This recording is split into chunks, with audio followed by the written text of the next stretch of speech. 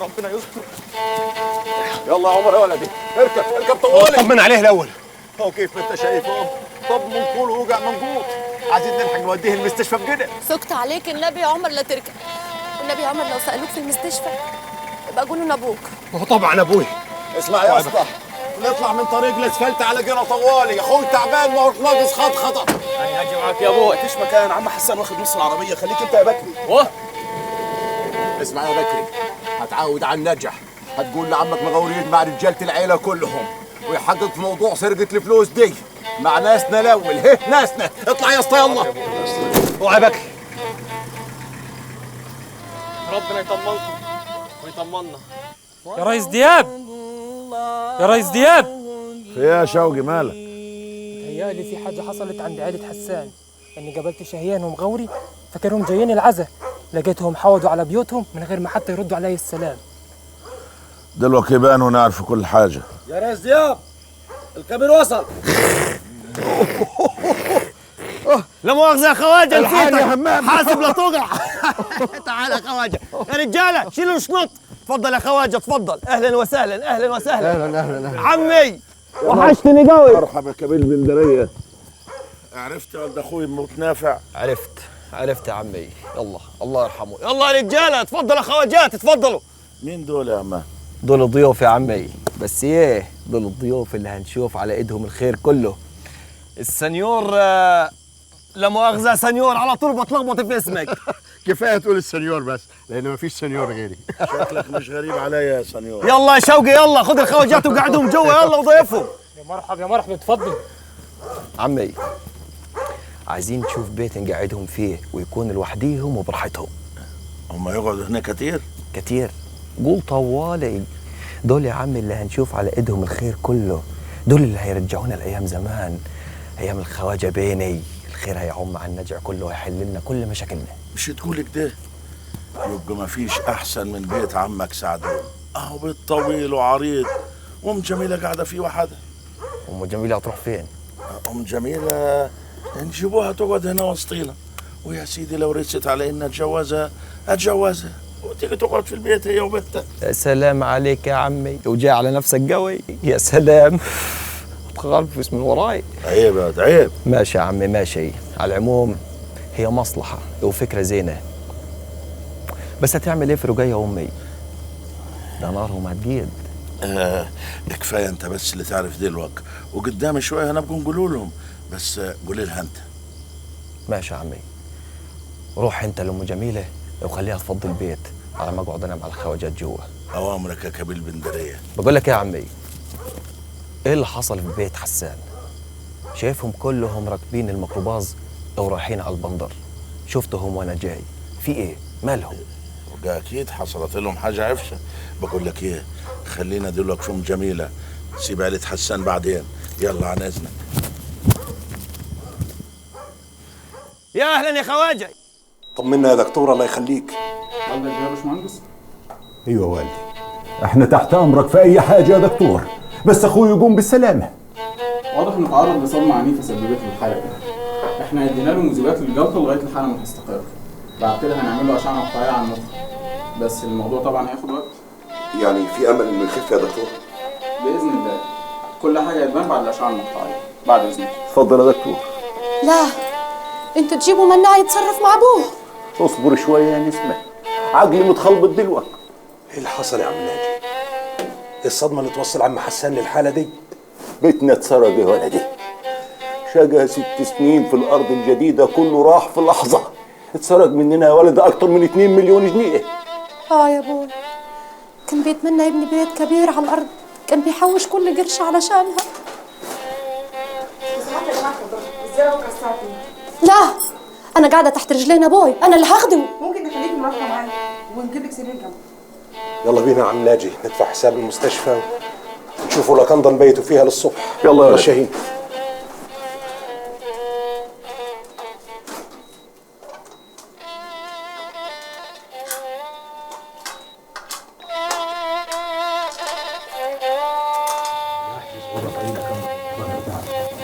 بيتوا فيها انت وشاهين يا عمي، واطلع طوالي على سوهاج عشان اشوف مناع وبلغه. ما انت صاحبه اكيد عارف مكانه. معقول هيقعد الفترة دي كلها في نفس المكان؟ ربنا عالم إذا كان عزل. يبقى العقل تبيت معنا الليله دي في اللقبه، ومن بكره الصبح تطلع على المحطه، ومنها تطلع على المزرعه اللي انت بتقول انها تبعه دي. فكرة زينة برضو. معك فلوس لحساب المستشفى يا عم ناجي؟ الستار موجود يا ولدي. الفلوس اللي ما اتسرقتش دي هي اللي قبضناها امبارح من بيع الغله، لولا كده ما كناش قدرنا ندفع الحساب. قدر ولطف يا عمي، قدر ولطف. الحمد لله يا ولدي. يا اهلا وسهلا، يا اهلا، يا مرحب بالخواجات، يا مرحب. دقيقة واحدة ولع النور. يا سلام، يا اهلا وسهلا، يا اهلا وسهلا. تعرف يا خواجة، يمين بالله ومليك عليا يمين، البيت ده مبني زي بيت ابوي بالظبط. عمي سعدون صمم يبنيه زي بيت ابوي. موقعه جميل. اظن ده ورا بيوتكم على طول، صح؟ احنا قاصدين كده يا خواجة، علشان يبقى بيت ابوي في الاول وبيت عمي في الاخر. ليه؟ علشان نحوطوا العيلة ونحموهم. احنا اللي هنحميكم يا همام، بس هو عايز شوية توضيب.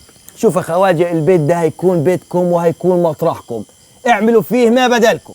لا، احنا عشان يكون بيتنا لازم نشتريه، ولازم يكون بعقود كمان. شوف يا سنيور، انا كلمتي بمليون عقد، انا الكبير هنا، محدش يقدر يكسر لي كلمة. لا معلش، لازم نشتري البيت والارض اللي حوالين البيت ونعمل عقود بكده يا همام. ايه وليه تكلف نفسك يا خواجة؟ انت مش قلت هتقعد هنا وقت الخطر بس؟ يعني وقت التشوين والحصاد ووقت البيع. يا مرحب يما، يا مرحب. نورتي البيت. مش باين، ما انا كنت مرتاحه في بيتي لولا حكم الكبير. وهو همام يحكم في اللي ملهوش فيه ليه؟ وليه يدخل بينا غراب وخواجات؟ اتخوت ده ولا ايه؟ اهو بيعمل لصالح العيله كلها. ولا عاجبك الزرعه اللي كانت بتخيب سنه ورا سنه وما فيش قرش واحد؟ وهو عشان يعمل لصالح العيله يطلعني انا من بيتي ويخليني ضيفه بدل الضيوف؟ ويا ريت ضيفه مترحب بيها. في ايه يما؟ ده احنا نشيك على راسنا، واللي مش عاجبه يمشي هو. مين اللي يمشي يا باه؟ مشاش في ركبك. البيت ده بيتنا ورجايه من قبل جوزك ما يتولد، يعني لا انت ولا همام ولا امك يتحكموا فيه. ما تتحمجيش كده يا عجيله، ده انت صاحبه عايه. انا اللي هعود على بيتي واخليه يشوف له صرفه في ضيوفه، ان شاء الله يجيبهم هنا وسطيكم يعكننوا عليكم، ما دام ما تعرفوش حمد ولا شكرانيه. استني يما استني، دول قاعدين بره. همليني، هو انا ناقصه حرق الدم ولو يبوس في خلقتي؟ ده انا صاحبه جميل عليهم. يما رايحه فين دلوك؟ ارتاحي ارتاحي، طالعه على بيتي واللي يحصل يحصل. يما البيت مش ناقص مشاكل. يا عم احنا الكسبانين، وان كان على البيت هنبني بيت احسن منه، وهناخد فلوسهم مرتين عشان تعيش في البيت متهني انت ومرتك الجديده. خلاص يبقى نبني البيت جارهم عشان تبقى عينينا عليهم دايما. جارهم ليه؟ عمايل الخواجات ما تلدش علينا، وكل ما بعدنا عنهم كل ما كان احسن. معاك حق. بابا خبريهم جميل، لما خلقاتك رايحه على وين؟ مش هلقى راحتي غير في بيتي، رجعوني لبيتي، ما عايزاش اقعد مع حد. يا ام جميله بيتك خلاص بعناه للخواجات، والفلوس بتاعتها وهنبنوا لك بيت ساعدك. خلاص اتفقنا انا وهمام، تو ما البيت يخلص هنروح نقعدوا فيها على طول. ادخل يا ام جميله، ادخل يا حماتي وتحمل شويه عشان المصلحه تمشي، وان كان على امي هنبه عليها ملهاش صالح بيكي. اتحمل وامري لله. ربنا يخليك يا ست الستات، وخلاص البيت هنبنوه اسرع من البرق، محيتي فلوسه حاضره، وبعد كده هنعلنوا جوازنا طوالي. يحضر لك الخير يا سبع الناس، امري لله. تفضل يا ست الستات، تفضلي. سلام، يا سلام عليك يا عمي، طلعت واعر قوي. امال ايه يا ولد اخوي، حماتك دي ولا بنت البنوت. يلا هنيالك يا عمي. السلام عليكم يا بندريه. وعليكم السلام ورحمه الله وبركاته. اهلا يا مغاوري، اتفضل. يا مغاوري اتفضل اتفضل. ايه يا مغاوري، سمعنا عنكم حديث واغوشنا عليكم. في حد فيكم عمل الواجب والاصول وجه سأل عن اللي حصل؟ يا مغاوري، ما انتوا كمان عارفين ان احنا كان عندنا عزا.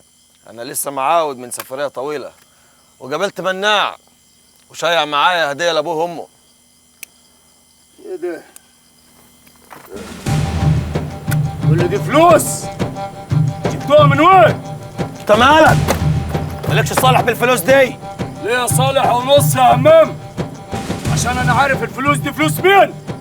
ما كانش العشمه بنت ريه تتقلبوا حراميه على اخر الزمن. بابا انت فهمت ايه يا مغاوري؟ فاهم صح، وربنا بعتني دلوقتي عشان اشوف فلوس حسان عندكم. فلوس مين يا راجل يا مخلول انت؟ مخلول؟ كل حياك علي انا يا همام، علي الطلب بالثلاثه ندفعكم الثمن غالي يا بنت ريه. وانت عايز تقول علينا حراميه ونقول لك متشكرين اياك؟ وانتوا كيف مش حراميه؟ حراميه فلوس دي فلوس حسان 2 مليون جنيه لو ما رجعتوهاش الدفع هيغرق النرجع كله. سامعين يا بنت ريه؟ مغاوري افهمني. روح واتكلم على قديك. احنا لا يهمنا انت ولا نمشي عينك. سبت يمشي ليه يا ولد اخوي؟ لازم نفهموه ايه الحكايه. عنه ما فهمت، سيبه يغور. طول عمرهم بيسرقونا واحنا ساكتين. مناع كان بياخد نص ثمن الحشيش لوحده ويقسم النص الثاني علينا يا عمي. ايه؟ وانت ايش دراك؟ امال انا جايب الخواجات معايا ليه؟ الخواجات فهموني على كل حاجه، وفهموني كمان ان كل اللي يملكه مناع احنا لينا فيه وحتما لازم ناخده. انا هتجنن يا مناع بيه، ازاي تلحس الكلام اللي قلته في المؤتمر؟ كده الحزب يفقد المصداقيه. وبعدين اتفضل يا سيدي، 1,000,000 شكوى من كل الجهات بسبب رفضك التعاون معاها. يعني الدولة تفتح المجال للاستثمار الأجنبي وسيادتك التابع للحزب بتاعي تكفله. يشوفوا لهم مصنع سماد تاني، عندهم مصنع منجبات، قالوا يعملوا المشروع تحت إشراف الحكومة. وماله؟ وناخد أصوات الانتخابات من أسيوط. جرى لعجلك يا مناع، امتيازه جاي للمحافظة، أسيبه لمحافظة تانية عشان سبب هايف زي ده؟ وبعدين يا سيدي هم عاوزين قطاع خاص، ما عايزينش قطاع عام ولا دوشة القطاع العام ولا بيع القطاع العام. وأنا إيش ضراني إن المشروع دي مع مصلحة البلد ولا ضدها؟ كنت خبير بيروج أنا ولا كيمياوي؟ ولا ده ولا ده، ولا الموضوع يخصك من أصله. ولو عاوز تعمل معاهم عقد يجنبك أي أضرار أو مسؤولية، الحزب هيقف جنبك بكل قوته عشان نحسن الصورة الوحشة اللي سعادتك حطيتنا فيها. كل شروطك حطها في العقد، بس المهم الناس تشتغل وما يتقالش علينا بنعطل المصالح الوطنيه. لما يكونوا الخبراء كلهم اجانب ومحدش يعرف بالظبط ايه هدفهم يبقى لازم نقلق. مش مسؤوليتك ولا مسؤوليتي، دي مسؤوليه اللي فتح لهم الباب وجابهم اصلا.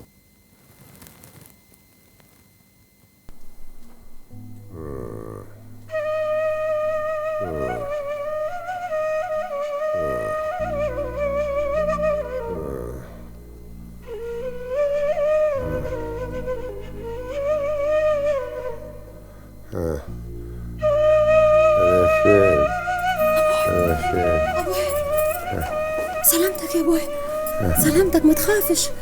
انا نسمة، احنا في المستشفى في جنة. اللي جرى يا بنتي؟ ما تتكلمش يا ابوي، ما تتكلمش، ما تقطعش قلبي. ان شاء الله هتقوم وتبقى بخير. ايه اللي جابني هنا؟ المهندس عمر هو اللي جابك هنا وراح يجيب اخويا مناع، وانا وعمي ناجي قاعدين وياك، بس سمحوا لي ابيت وياك.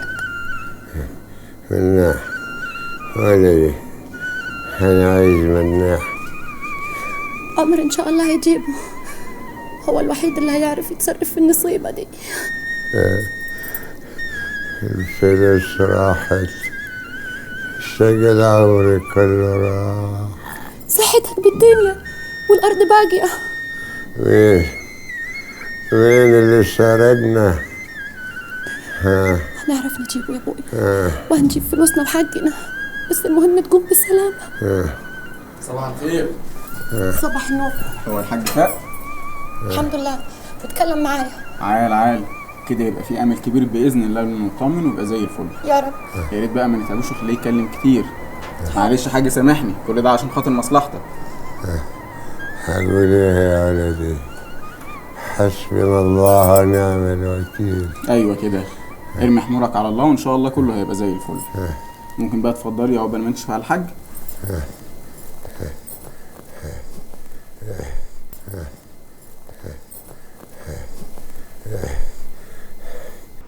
عمر.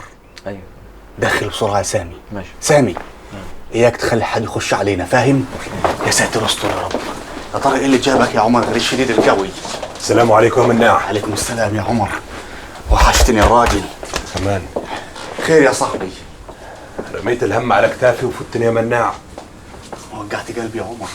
ايه اللي حصل؟ خير ان شاء الله. خير. ابوي وامي كويسين؟ فاطمه كويسه؟ البيت فيه حاجه؟ انطق يا عمر. انا ما اعرفش حاجه عن التفاصيل. كل اللي اعرفه اني نقلت ابوك المستشفى عشيه في جنة، والدكتور مش مطمن للحاله. ابوي كان قلبي حاسس. يلا يا عمر دلوقتي. يلا بنكمل في الطريق. انتوا واخدين ابويا على فين؟ تعمل له كات سكان. يعني ايه؟ اشعه المخ. يلا يلا مخه. طب استنوا اجي معاه يا بوي. طب اعمل ايه؟ لحظات بس لحظات وانا فاهمك. في ايه؟ سيبيهم بس يشوفوا شغلهم وهم هيخلصوا يرجعوه هنا تاني وانتوا اقعدوا استريحوا. طب ما تستنوا اخويا مناع لما يجي، ده باش مهندس ويفهم في الحاجات دي وممكن ما يوافقش ويقول لي ازاي هملتيهم ياخدوا ابوكي كده. ما تخافيش، دي اشعه مهمه ولازم تتعمل عشان نعرف نعالجه صح. يعني يا دكتور دي مش عمليه؟ لا يا ست، دي مش عمليه، دي صوره. كانوا رايح يتصور عند المصورات، بس احنا المصورات بتاعنا بيصور الجسم من جوه مش من بره. طب بالله عليك يا دكتور، هو حالته خطيره ولا لا؟ اي حاجه في المخ ما بتبقاش سهله يا مرعب. بس عامه بعد الاشعه هنعرف مدى الخطوره وامكانيه العلاج منها. مع السلامه. يعني ايه؟ انا مش فاهمه حاجه. اقول لهم ايه لما يجوا؟ اقول لهم ايه؟ اخدوا ابويا مني كده وانا قاعده زي الخايبه. ربنا يسوقك يا مناع، ربنا يسوقك يا اخويا، انت اللي هتلحقنا من المصيبه دي. ايوه يا مناع، انت فين؟ ومين اللي بتزوره في مستشفى جنة؟ طيب بروفيسور فايهايزر قاعد قدامي وعايز يكلمك. معاك. شكرا. اهلا مناع بيه. انا طبعا مش هعاتبك على الميعاد اللي انت لغيته من غير ما تبلغني. ده رضوان باشا رئيس الحزب هو اللي حدد الميعاد. عموما مش ده موضوعنا، لان حتما جات لك ظروف بتشفع لك. انا هنا ليه؟ انا هنا كعميل وطالب منك انك انت تتوسط لي الهانم. عايز افتح حساب ب50 مليون دولار دفعه اولى مشاريع المنظمه هنا، وارجو بقى ان يكون ليك نصيب في التورته الكبيره دي. حاضر. اتفضلي يا فندم. الو. ايوه نورهان، اسمعيني من غير اي تعليق. الراجل اللي قدامك ده داهيه، ما تديلوش الامان ولو بكلمه، وياك تقولي له اي حاجه خاصه بينا. ماشي. اخبار العيال ايه؟ خلي بالك منهم وسلمي لي عليهم عبال ما اجي. طيب يا ستي هكلمك بعدين. سلام. مع السلامه. مين نورهان دي يا مناع؟ مرتي، ام عيالي، تشتغل مديره في بنك ومن عيله كبيره قوي في سوهاج. وعندك عيال كمان؟ عندي حسان وتوفيق. السنه الجايه حسان هيدخل المدرسه. ما شاء الله ما شاء الله. بس لو عايز رأيي بلاش تجيب السيرة دي قدام أبوك لحد ما يخف. أبوك مش حمل صدمة تاني يعني. يا سيدي الأول نطمن عليه وعلى حالته. قول لي احنا قدامنا أكتر من ساعة صح؟ تقريبا. طيب أنا لو نمت جارك هنا تتضايق؟ لا نام. طيب. افرض الكرسي دي ونام. نعم أنا زين كذا زين. وامتى اقدر استلم دفتر الشيكات؟ اول ما التحويل يتم هتصل بحضرتك. يبقى دلوقتي المبلغ اتحول على المركز الرئيسي، ولو حضرتك اتصلتي هتتاكدي. معلش استحملنا، ده مجرد اجراء روتيني. انا فاهم، واتمنى اني اكسب ثقه البنك، واتمنى اكتر اني اكسب ثقه مناع بيه، لاني مش عارف ليه حاسس ان هو سيء الظن بيا وبيتعامل معايا بشيء من الحذر. لا ابدا، ده بس بيتهيألك. ويا ترى بيتهيألي برضه ان مناع بيه حذرك مني بالتليفون؟ ويحذرني منك ليه؟ هو في بينك وبينه حاجه؟ بس هو فعلا حذرك. لانك طيبه وما بتعرفيش تخبي مشاعرك، ومعاملتك ليا اتغيرت 180 درجه من ساعه ما كلمتك. بس صدقيني انا مش زعلان، انا مبسوط قوي انك تثقي في كلام جوزك، صدقيه نفذيه. بعد اذنك. بروفيسور، حضرتك بتتكلم مصري كويس قوي زي ولاد البلد. اللي بيحب شعبه بيتقن اللهجه بتاعته. ما شاء الله. بعد اذنك.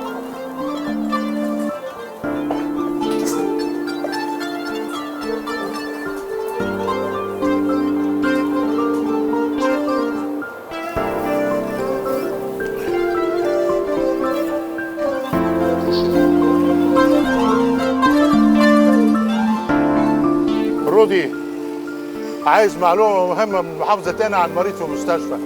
مين اللي يقدر يجيبها لنا؟ مفيش غير دكتور علام، راجل صديق ومتعاون. اتصل بيه فورا. اوكي يا بروف.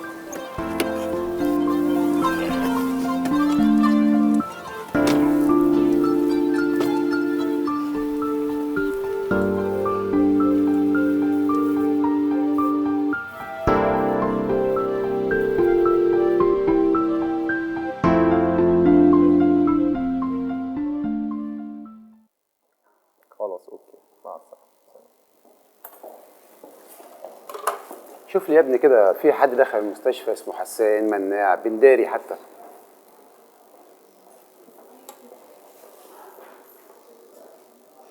تمام يا دكتور. في واحد داخل امبارح باسم حسان الحويتي، حالة فالج نصفي.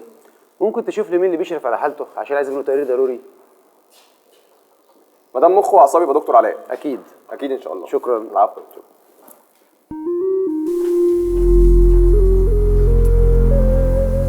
ألف سلامة عليك يا ابوي.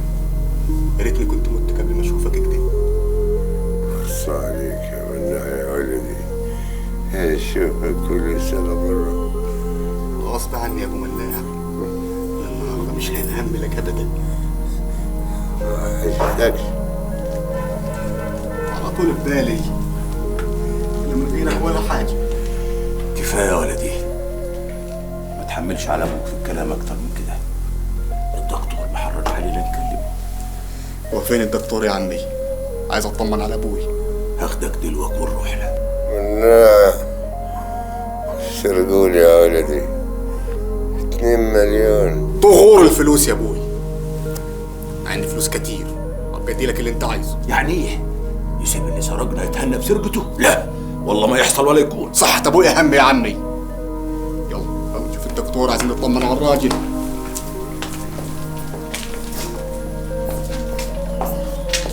من فضلكم يا جماعه، عايزه ادي المريض الدواء. اتفضلوا ارتاحوا بره شويه.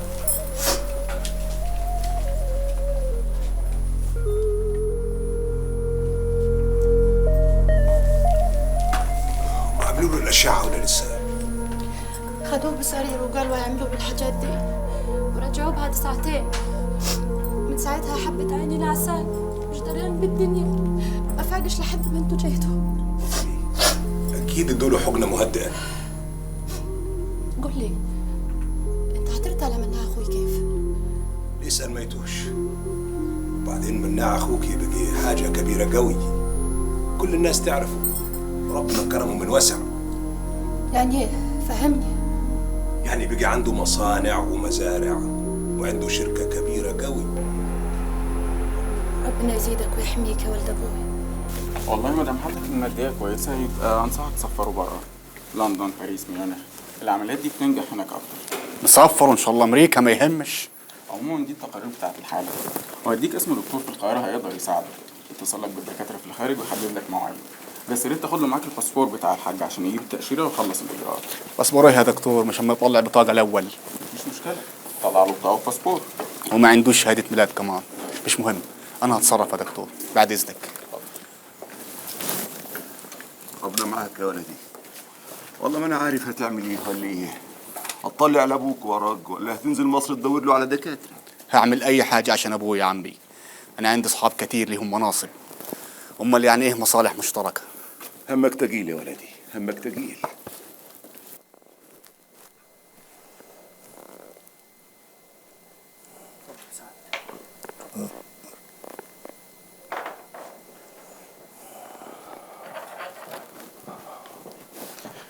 يعني مناع خزني معاك لتاني مره. في الحقيقه رحت له مكتبه ما لقيتوش، ومدير مكتبه قال انه ما عندوش فكره. انا كنت مجتمع معاه واتفقت معاه على كل حاجه، مالي انا مدير اعماله انا. عموما انا قدمت طلب للبنك بتحويل مبلغ دعم المنظمه 50 مليون دولار دفعه اولى، واتعشم على بال ما توصل الفلوس نكون خلصنا من العقد مع مناع عشان نبتدي شغلنا بقى. اوعدك يا بروفيسور فايهايزر انه هيحصل. مناع الو. يا مناع بيه، ده موقف تحطني فيه مع البروفيسور فايهايزر؟ ايه بتقول ايه؟ انا بكلمك في ايه وانت بتكلمني في ايه؟ يا سيدي عايز تصفر واحد للعلاج بره وملوش اي جد ازاي؟ يا سيدي حالات انسانيه على عيني وعلى راسي. يا عم ده الكلام معوج ده ما الناس صالح بيه. واضح ان مناع في ازمه ومحتاج حد يقف جنبه. عايز يصفر واحد قريبه العلاج بالخارج، وقريبه ده ما عندوش ورق. نعرف منين بقى ان قريبه ده ما كانش عليه حكم ولا ارهابي؟ في الظروف الامنيه اللي احنا فيها دي المواضيع دي لازم تاخد وقت طويل. يتهيألي على بال ما تخلص الاجراءات دي يكون المريض اتوفى. بعد اذن سيادتك عندي شغل عايز اخلصه.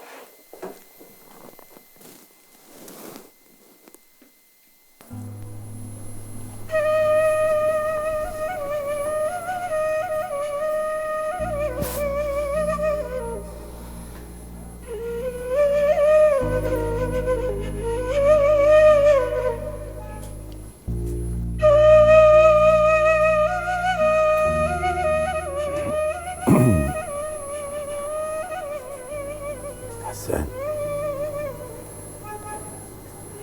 معلش يا اخوي، انا مضطر اهملك دلوقتي واعاود النجح، لانه وصلني خبر ان في عركه هتقوم هناك مع البندريه. تتعاركوش من غير بينة. انا عشان كده اخوي عايز اعاود هناك.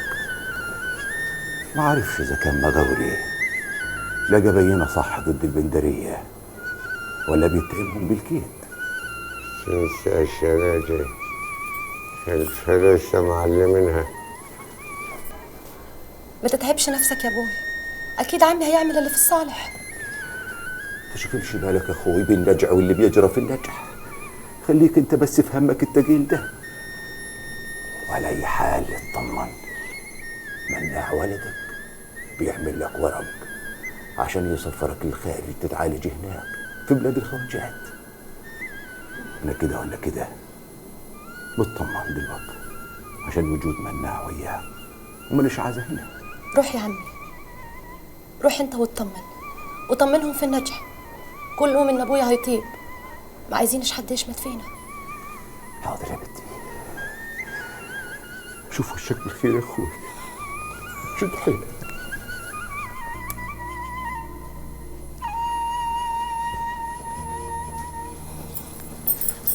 ايوه يا ابوي، عايز تقول لي حاجه؟ قال المناع اخوك لا عمر بيد الله، لا حموت احب على يدك يا ابوي، ما تقولش كده. ان شاء الله انا وانت لا. خلص، هتقعد سنه في شوط وجبات انت اخر. اهدى مناع عشان تعرف تفكر. العصبيه دي ممكن تخليك تعمل حاجات غلط. متغاظ يا عمر، متغاظ، مش عارف اصفر ابويا كيف ولا اقول له ايه. اكيد في حل في الظروف اللي زي دي، يعني مثلا تكتب اقرار او تعهد أو اي حاجه من دي. انا كنت عشمان رئيس الحزب يخدمني. انت ما قلتلوش ان ابوك؟ محدش عارف ان ليا اب ولا عيله من اساسه. خد يا ولد، خد، خلي الباقي علشانك وحطهم في الشنطه. يلا.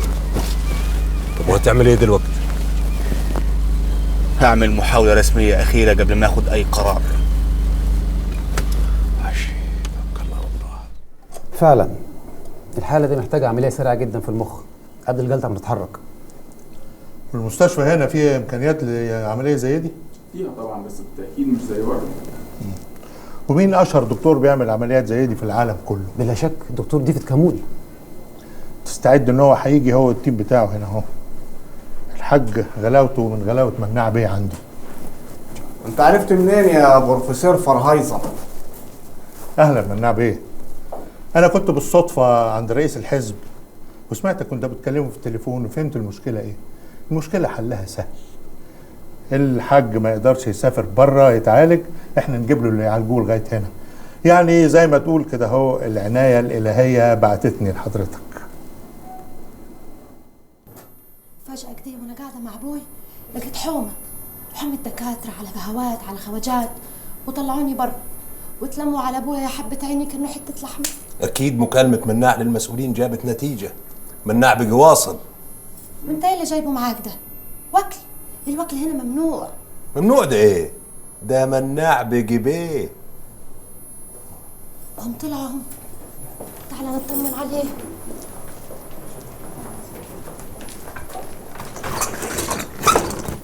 لحظة من فضلكم، لما البروفيسور يخلص كلامه مع مناع بيه حضراتكم تفضلوا.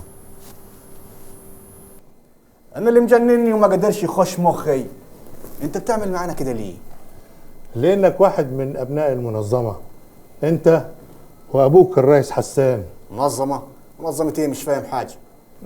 خلاص، عايز تعمل عبيط وتضحك على روحك، نضحك سوا، ولكن المهم في الاخر هنتفق. ما اقول لك ايه، انا مشغول بابوي، ما فاضيش لاتفاقات ولا غيره. ابوك هيتعالج وهيخف، ولو كنت لجأت ليا بدل رضوان بيه ما انا كنت حلت لك المشكله زي ما انت شايف. ده انت لو كنت عايز نصفره بره كنت صفرته لك. تصفره كيف وهو ما عندوش ورق ولا له وجود اصلا؟ تليفون صغير ويجي لك باسبور رسمي وعليه تأشيرات الدول اللي انت عايزها. ده احنا منظمه جامده ومفيش اي حاجه مستحيله عندنا. اكيد طبعا، والا ما كنتش بقيت الخواجه فرايزر الخبير البيئي والزراعي. اديك بطلت تستعبط اهو يا مناع. عجبني. انا دلوقتي اطمنت عليك وعلى صحتك يا ابو مناع. يا سلام على الناس الكبار البركه دول اللي ما بيعرفوش يستعبطوا، مش زي الشباب اللي اشقيه دول. مناع يا ولدي، اياك يا مناع. اياك ايه يا حاج؟ ده مناع واحد مننا وانت كمان. ولا نسيت ايام زمان لما كنا مع بعض في اسوان وانا حطيتكوا على اول طريق الخير؟ ما تجهدش نفسك يا ابوي، مفيش حاجه تقلق. بالظبط زي ما قالك مناع، مفيش اي حاجه تقلق. احنا اولاد منظمه واحده، نستحمل بعض ونشيل بعض ونحمي بعض وننسى الخلافات الصغيره ونبص على المصالح الكبيره. يعني بكره نمضي العقد. واذا قلت لك اني مش موافق وان احنا ما بقيناش تبعكم؟ عادي، هشتكيكوا للحكومه بتاعتكم وهقول لهم الناس دي بتتبرى مننا مع ان لحم كتافهم من خيرنا، وحدي الحكومه المستندات اللي تثبت وجهه نظري، والحكومه بقى هتحكم بينا بالعدل. قلت ايه؟ ندخل بينا الحكومه ولا نتفاهم بالمعروف؟ اجل اي حساب دلوقتي لحد ما ابويا يخف، وبعدين نبقى نتفقوا على اللي يريحنا من بعض يا خواجه بني. وبكره همضي لك على عقد في سوهاج. اولا بني ده مات واتقتل ومش عايز اسمع عنه، انا البروفيسور. وثانيا انت وابوك من هنا ورايح وبالامر تبع المنظمه. الواجب علينا نحميكم والفرض عليكم ان كنتوا تسمعوا كلامنا.